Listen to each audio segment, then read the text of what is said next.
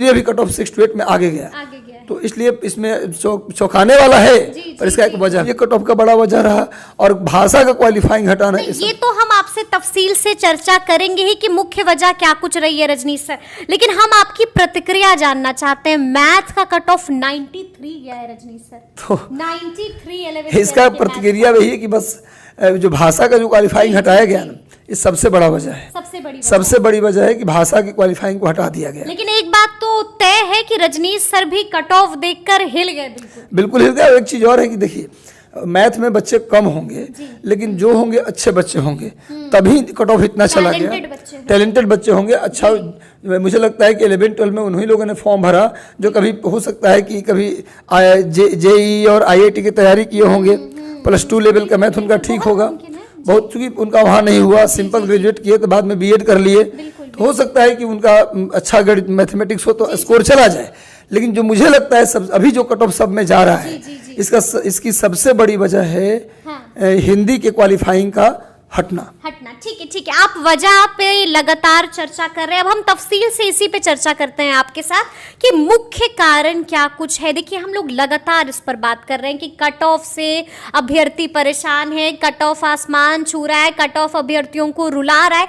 Rajneesh sir, अगर हम तफसील से जानना चाहें आपसे कि मुख्य वजूहात क्या क्या है, किन वजहों से कट ऑफ इस कदर भाग रहा है?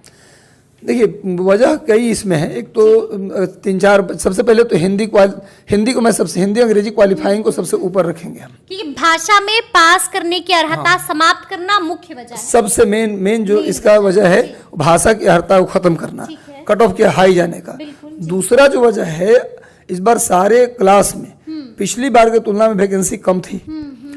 मतलब आप पिछली बार देखिए तो 1,78,000 के आसपास, 80,000 के आसपास वैकेंसी, 70,000 वैकेंसी थी। इस बार 1,22,000 वैकेंसी है। तो आप देखिए कि पूरा 50,000 के लगभग अंतर आ गया। तो 50,000 कम वैकेंसी है पिछले बार। मतलब आप कह रहे हैं कि पद की संख्या जो कम हुई है, ये भी एक बड़ी वजह है। बिल्कुल बड़ी वजह है, क्योंकि पिछले बार प्राइमरी का अगर देखें आप, पिछले बार प्राइमरी में 70,000 के आसपास सीट थी, इस बार 10,000 के आसपास सीट है।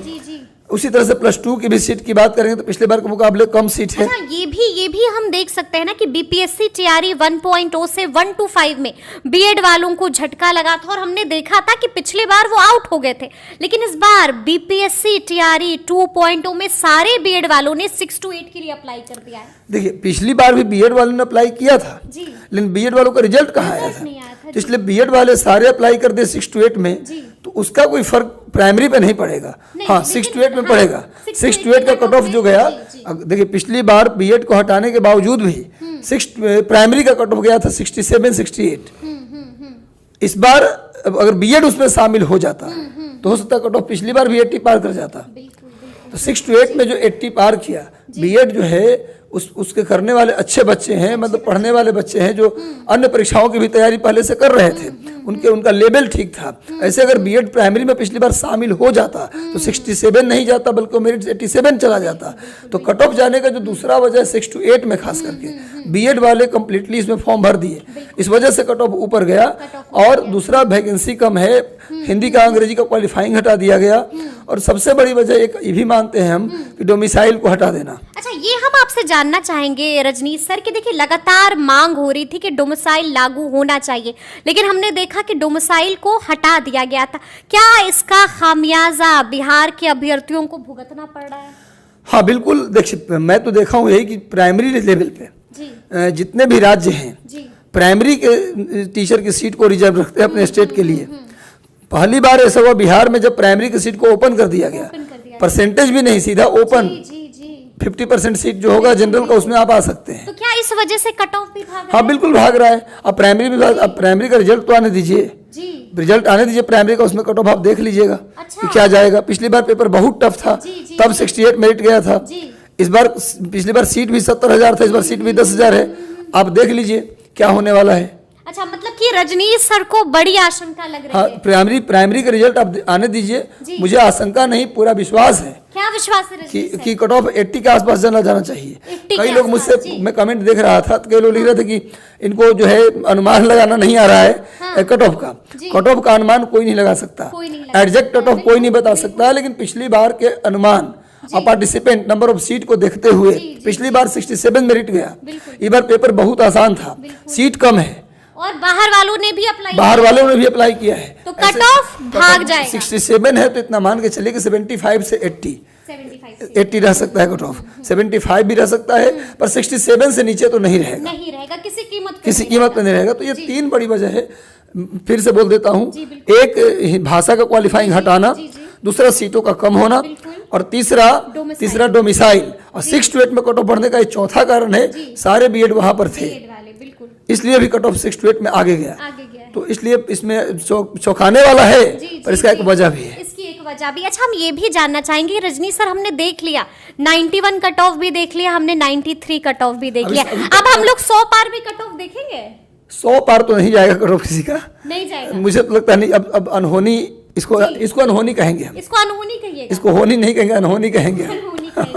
100 पार नहीं जाना चाहिए कट ऑफ, नहीं जाना चाहिए, मुझे ऐसा लगता है। बाकी अब कुछ हो जाए तो न तो हम सारे बच्चों का मेरे पास आकलन है, और नहीं मैं आयोग का मेंबर हूँ कि मैं कुछ जानता हूँ, वो तो आयोग ही, आपको नहीं लगता? मुझे नहीं लगता तजुर्बे से लगता है कि 100 से ऊपर तो नहीं जाना चाहिए, लेकिन मुझे लगता है प्राइमरी में 75 to 80 कट ऑफ रहना चाहिए। अच्छा, एक आखिरी सवाल रजनी सर, आपको मालूम है ना कि आज कैबिनेट की बड़ी बैठक हुई थी, और बड़ी बात यह है कि 4.25 लाख नियोजित शिक्षकों का इंतजार खत्म हो गया है, राज्यकर्मी के दर्जे पर मुहर लग गई है। हम जानना चाहेंगे कि इस फैसले का क्या कुछ असर होगा बीपीएससी टीआरई 2.0 के रिजल्ट पर? मुझे लगता है कि टीआरई 2 के रिजल्ट पर तो असर नहीं होगा जी, लेकिन जैसे अब तो रिजल्ट बहुतों का आ गया, लेकिन जिन टीचरों का राज्यकर्मी मिलेगा दर्जा, जिन नियोजित शिक्षक को राज्यकर्मी का दर्जा मिलेगा, उनमें कई ऐसे शिक्षक हैं जो टीआरई 2 का एग्जाम दिए हैं और उनका रिजल्ट आ चुका है। तो जब उनको राज्यकर्मी का दर्जा मिलेगा तो अपने स्कूल में उनकी पोस्टिंग होगी। जब अगर नियोजित से राज्यकर्मी बनेंगे तो जिस स्कूल में है वहां उनकी पोस्टिंग होगी। सरकार हालांकि बोली है कि उनको भी हम इधर उधर फेंकेंगे, तो ये बात की बात है, इस पर कोई फैसला नहीं है। तो वो टीचर जिनको राज्यकर्मी अपने स्कूल में अपने जिले में मिल रहा है, वो दूसरे जिले में क्यों ज्वाइन करने जाएंगे? तो दूसरे जिले में यहाँ सिलेक्शन हो गया, अब नहीं जाएंगे तो मतलब सीट, इसका मतलब वो सीट खाली रह जाएगा।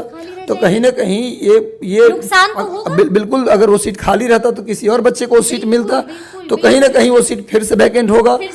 वेटिंग अगर नहीं आया तो अगले वैकेंसी में उसका मतलब कि जो अभ्यर्थी इंतजार कर रहे थे, जो चाह रहे थे, उनके लिए तो बड़ा नुकसान है। हाँ, पिछली बार भी बच्चे डिमांड कर रहे थे कि राज्यकर्मी वाले को क्यों इसमें एंट्री दिया जा रहा है, डिमांड हुआ था नियोजित वाले को इसमें क्यों एंट्री दिया जा रहा है। पिछली बार भी लोग करते इनको अलग से देना ही आपको, तो इनको क्यों आप एंट्री दे रहे हैं?